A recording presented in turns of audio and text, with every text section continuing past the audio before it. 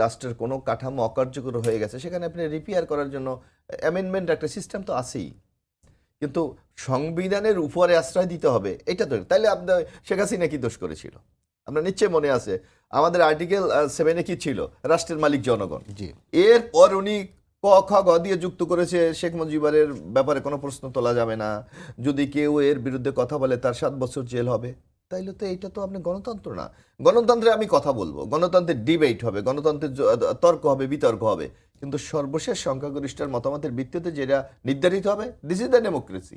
কিন্তু আপনি যদি জোর করে বলেন যে আজকে ডক্টর ইউনূসের বিরুদ্ধে কোনো কথা বলা যাবে না, কেন? ইউনূস ভুল করতে পারে না?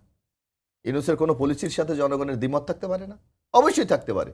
তো সেখানে আমি আমার বক্তব্য কি, আমার ধারণা কি, সেটাকে আমি বলে একটা এস্টাবলিশ করব। হ্যাঁ, এখানে একটা কথা আছে যে আজকে এই যে জুলাই এনসিপি এখানে যারা আছে, মানে যারা বৈষম্য বিরোধী আন্দোলন ছিল, তাদের মনের মধ্যে একটা শঙ্কা আছে, একটা ভয় আছে যে যদি এইটাকে সাংবিধানিক কাঠামোর মধ্যে না নিয়ে আসা যায়, হয়তো একদিন হয়তো তাদের এই বিষয়ে কেউ কোনো পদক্ষেপ গ্রহণ করে তাদেরকে একটা সংকটের মধ্যে ফেলে দিতে পারে। সেই ব্যাপারে তো রাজনৈতিক দলগুলি এক, যে এটাকে কনস্টিটিউশনের মধ্যে অন্তর্ভুক্ত করতে কোনো রাজনৈতিক দল এখন পর্যন্ত আপত্তি করে নাই। তাহলে জামাত হঠাৎ এই বক্তব্য বলছে কেন?